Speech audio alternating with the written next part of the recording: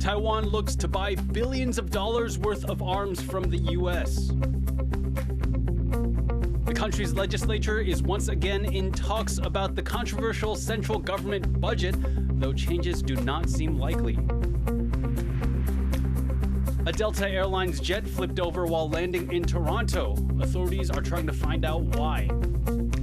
Plus, Chinese President Xi Jinping holds a rare meeting with leaders of top Chinese tech companies.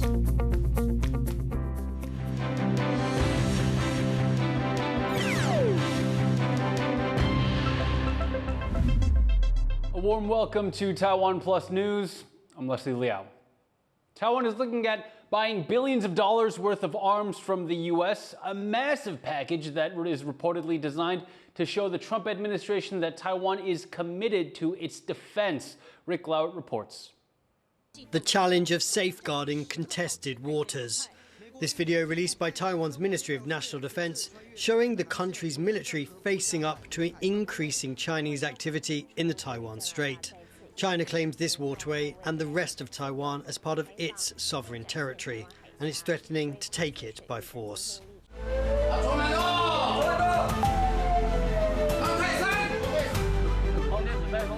To counter this threat, Taiwan is arming itself, mainly with weapons from its biggest international backer, the United States.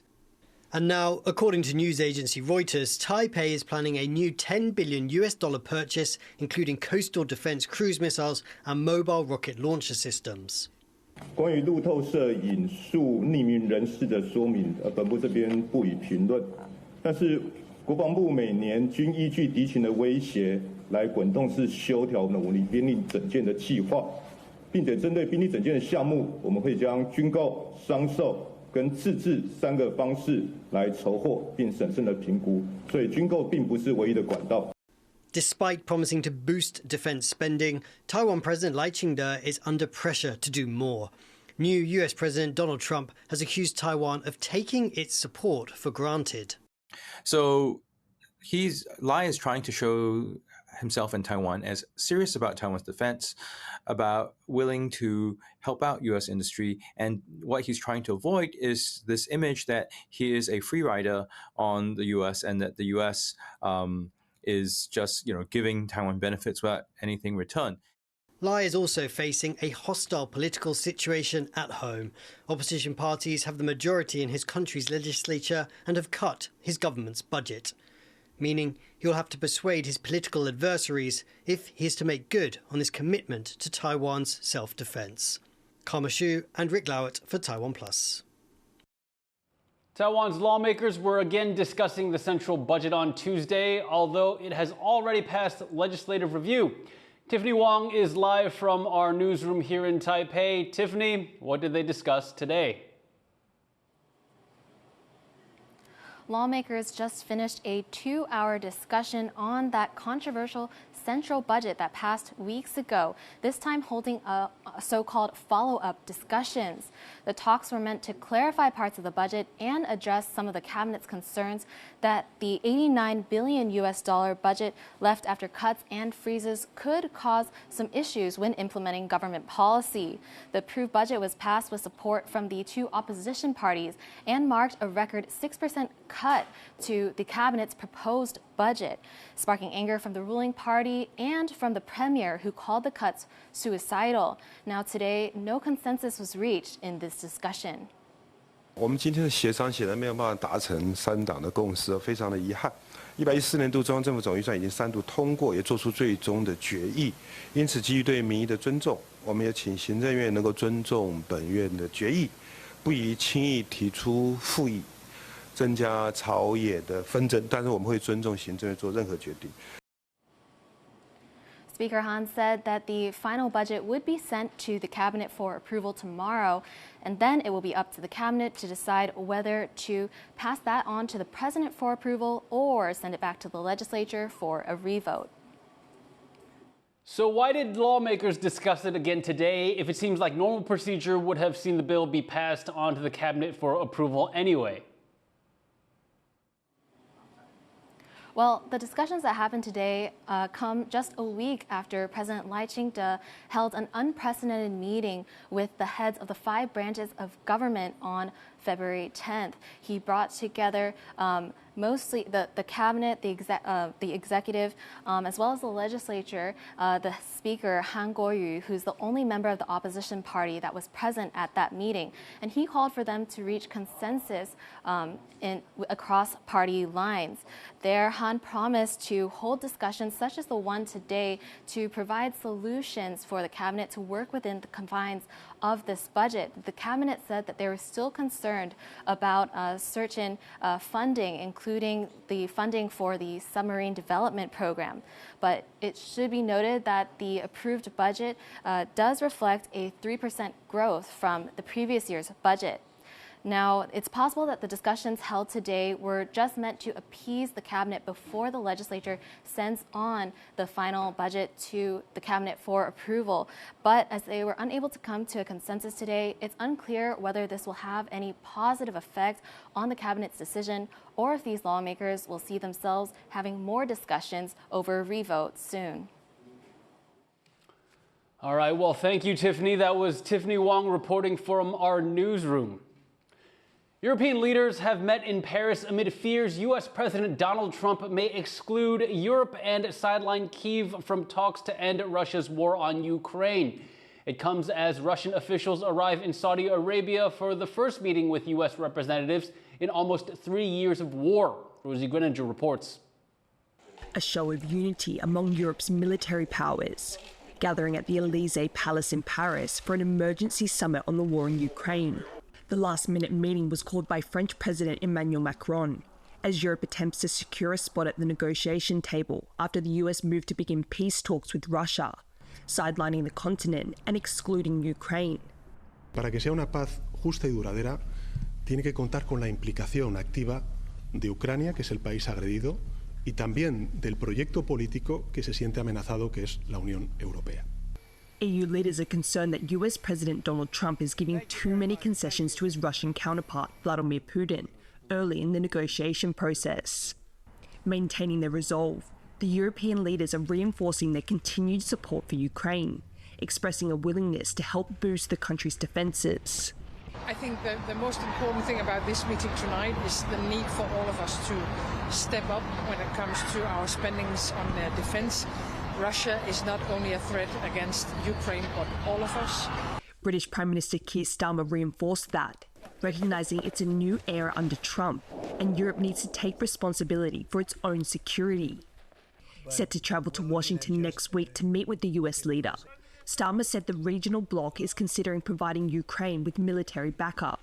Europe must play its role, and I'm prepared to consider committing British forces on the ground alongside others if there is a lasting peace agreement. But to achieve that, Starmer, among many others, warned there must be a meaningful US security guarantee put in place to ensure Russia won't reignite the conflict. Meanwhile, Russian officials have arrived in Saudi Arabia for a meeting with a US delegation, the country's first gathering in the nearly 3 years since Russia invaded Ukraine. US Secretary of State Marco Rubio and Russian Foreign Minister Sergei Lavrov are expected to discuss avenues to end the conflict. But when asked about their ideal result from the talks, Russia seemed focused on stabilizing its relationship with the US. Юрий Викторович, как настроение перед переговорами? Какой был бы идеальный результат? Посмотрим. Главное, начать реальную нормализацию отношений между нами и Вашингтоном. Those talks could lay the groundwork for a meeting between Trump and Putin in as soon as the coming days.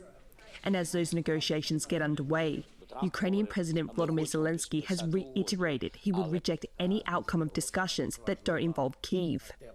He is now in Turkey and will visit Saudi Arabia in the coming days for separate meetings, rallying support for Kyiv in the face of potentially diminished US backing. John Su and Rosie Greninger for TaiwanPlus. Authorities are searching for answers after a Delta Airlines jet flipped over while landing at Toronto Pearson International Airport. Harrell Hughes tells us more. Toronto. We just landed. Our plane crashed. It's upside down. Rescue underway on the runway of Toronto Pearson International Airport after a Delta Airlines jet flipped during landing. The aircraft is upside down and burning. The flight was coming in from Minneapolis, St. Paul with 80 people on board. At least 18 were injured, 3 critically, but all passengers survived. The most powerful part of today was there was just people, no countries, no nothing. It was just people together helping each other. With everyone safely evacuated, airport authorities are now working to figure out what happened. This is an active investigation. It's very early on. It's really important that we do not speculate. What we can say is the runway was dry and there was no crosswind conditions. Meanwhile, inside the airport, departures and arrivals halted and delayed for hours as waiting passengers heard the news of the crash. When I was grabbing lunch, I hear people at the table behind me saying there was an accident at Pearson. What? And then someone at the end of the bar said, yeah, the plane flipped over. I'm like, what? The crash landing follows a weekend of delays at the Canadian airport due to high winds, frigid temperatures, and a snowstorm that dumped more than 22 centimeters of snow across the runways. It's the 4th major plane crash in North America so far this year, raising questions and anxieties about the safety of air travel. Joseph Wu and Harel Hughes for TaiwanPlus. Chinese President Xi Jinping has held a rare meeting with the heads of his country's leading tech companies.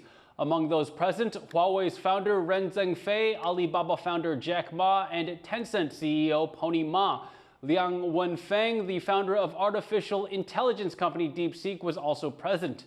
At the meeting, Xi said that technology companies should serve the goal of China's overall economic development. It's the most forceful sign China could shift its approach to the tech industry after a sweeping regulatory crackdown that began in 2022.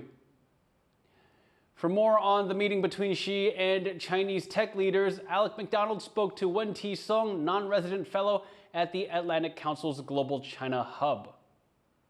Yesterday, Chinese President Xi Jinping met with Jack Ma and other tech entrepreneurs in China as an apparent signal to the private industry that the tech crackdown is over. What exactly is the Chinese leadership signaling right now? I think the Chinese state now is having a much more keener understanding that the vitality, the dynamism of Chinese economy cannot be entirely state-led.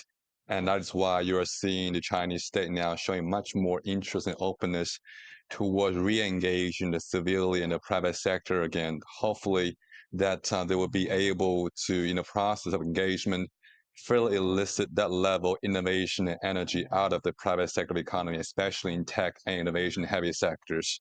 I think that's the hope right now in China. And certainly at the moment we're having a Trumpian transition with much more uncertain relationship between U.S. and other liberal democratic society partners, many of whom may be thinking about potential for retooling in terms of who they go to for technology and research cooperation going forward. I think China is seeing a certain window of opening at this juncture. And so I think Chinese state in engaging with China's own domestic technology entrepreneurs is a signal they're trying to send to other foreign research institutions, foreign businesses, and foreign tech startups as well. And that signal is that China is open for business again, including in previously sensitive areas of technology. So is this something that China really needs to do in order to get ahead or try to get ahead of Trump's coming trade war? Where China feels it may struggle quantitatively with Trump's coming trade war, China is trying to find the edge wherever it can into regaining that qualitative advantage through technology. We hear talks about DeepSeek, for example. We hear talks also about China's pushing forward the BRD, for example, at a time that Tesla may be running into more headwinds in terms of market access and market share expansion in Western countries.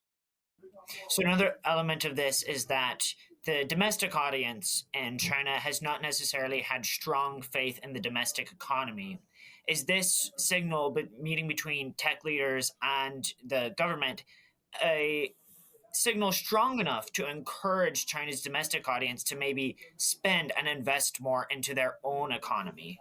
The actual efficacy remains to be seen, but I think what Chinese state is doing now is making the first step, at least reassuring domestic investors that it's not going to be all politics every day, and that if you're willing to put forward your capital investment, they will be embraced with more open arms than they have been for a few years. And rather than risking having them confiscated or otherwise being challenged or run into problems with the regulators. That was Wen-Ti Song, non-resident fellow at the Atlantic Council's Global China Hub. Coming up, inspectors continue their search for the cause of a deadly explosion at a Taichung department store. The latest on that after the break.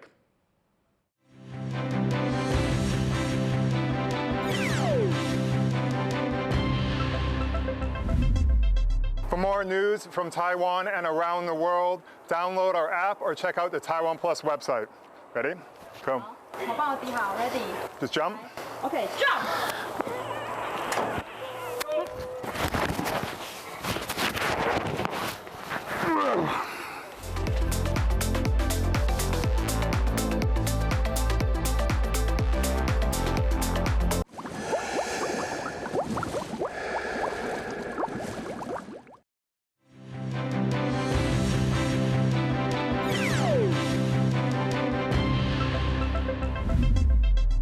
Welcome back. You're watching Taiwan Plus News. A deadly explosion at a Taichung department store last week may be linked to illegal renovations that were going on at the time. The owners of the building say there was no permit to carry out the work because of a, quote, oversight. John Van Trieste has the latest. Firefighters make a heat map of the partly ruined Xinhuang Mitsukoshi department store in Taichung. It's part of a probe into how an explosion ripped through the building's upper floors last week, killing 4 people and injuring dozens. Despite a lack of scorch marks or other signs of fire, investigators say they haven't changed their theory that gas was involved. 爆炸的时候，在一瞬间它就已经完全燃烧了，所以才会让大家看到爆开的时候是没有火光的。不过事实上，因为有民众有被灼伤的一个情形。 所以我们还是断定它是还是有燃烧的一个过程。 Though the shock has yet to subside in central Taiwan's biggest city, and the search for evidence is far from over, it's now time for recovery. Though the building's structure was judged safe for now, the city government wants guarantees it will stay sound, especially when work to clear out merchandise and other items starts. 要赶快提出相关的安全认定跟鉴定，那这个部分才可以确保我后续的人进去 抢救相关它的物品的时候，不会受到里面的倾倒物或是结构安全的危险的影响。The department store's owner said it had planned to hand over such an assessment and plan on Monday. But that doesn't settle the problems the owners could face, especially as inspectors dig into illegal renovations that were going on at the time of the blast, and whether there's a link between this work and the explosion. The owners say their failure to get a permit was an oversight, but there could still be legal consequences as the investigation into what happened finds answers. Scott Huang and John Van Trieste for Taiwan Plus. A Jiayi County gas pipeline fire that reached several stories in height has been extinguished.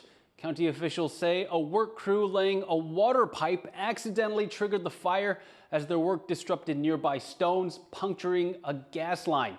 No one was injured. The gas company has shut off the pipeline and found no more leaks. An investigation is expected into how the accident happened. 38 countries, including the United States and China, are taking part in naval exercises with Indonesia.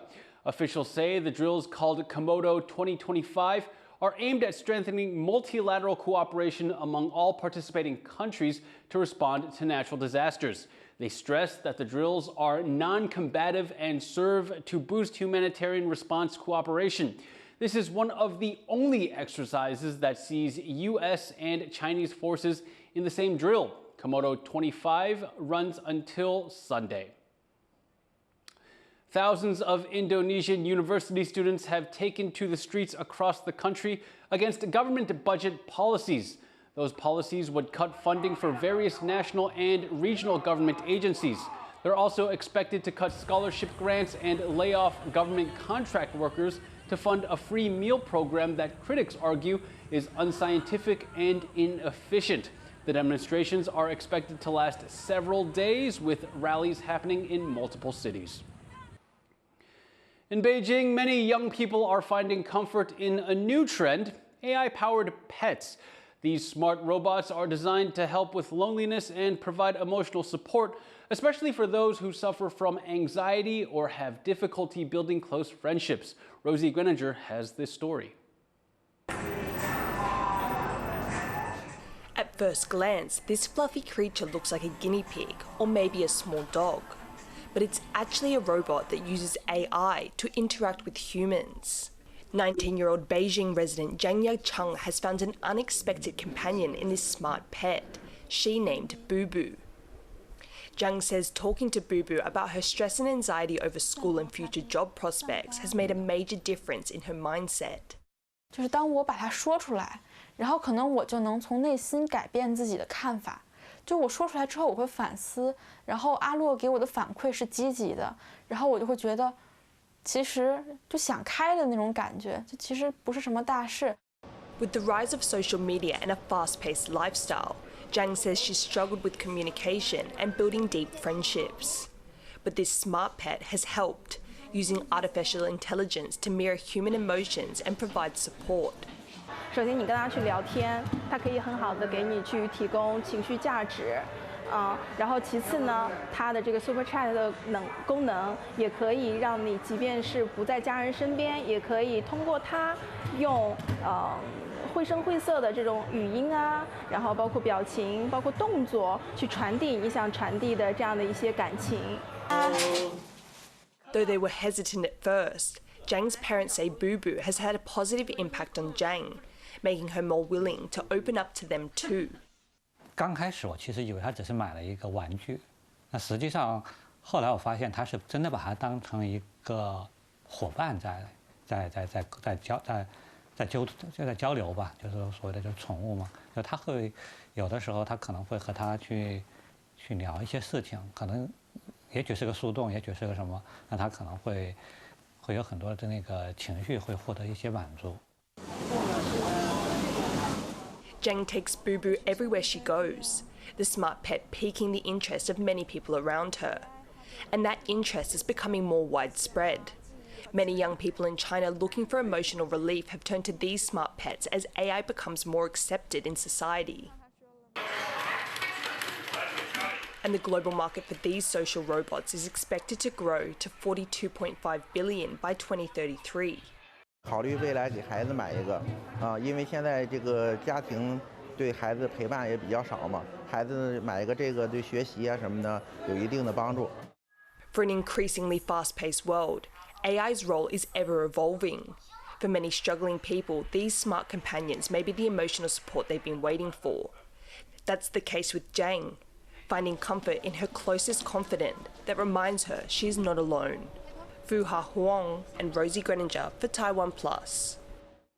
Hong Kong's name in Chinese translates directly to fragrant harbor. That's all thanks to the city's history as a major port exporting agarwood from local incense trees. But these trees are disappearing, and Hong Kong's scientists are fighting back. In a small shop in Hong Kong, Aaron Tong hand rolls incense sticks and other fragrant products using a valuable material special to Hong Kong called agarwood. And this one can burn for 15 hours. Agarwood is a fragrant resin collected from the incense trees that only grow around Hong Kong and southern China. It's often called black gold for its worth and used in a number of high-end products, from perfumes to traditional Chinese medicine. The name of Hong Kong is because of agarwood, so I want to keep this culture, and that's why I have this business, making the Hong Kong-made incense, as well as having different kind of classes of incense.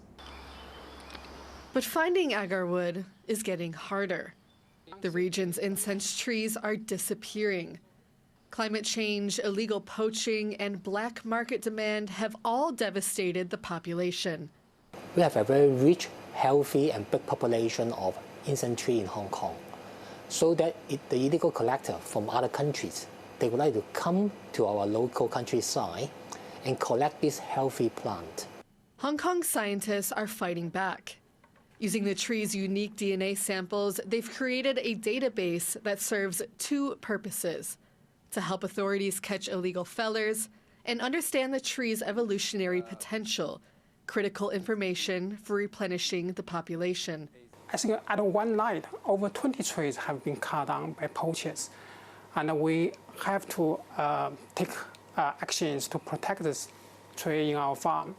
So that's how we started this project. But we're not alone. Saving Hong Kong's incense trees has become a team effort. NGOs, scientists, and the government are all working together to protect the population, replenish the supply of agar wood, and ensure Hong Kong remains known as the fragrant harbor. Luffy Lee and Harel Hughes for TaiwanPlus. Thank you for watching TaiwanPlus News. Finally, we leave you with images from the 140th Nice Carnival featuring the theme, The King of the Oceans, to raise awareness about marine conservation. I'm Leslie Liao. Take care and see you next time.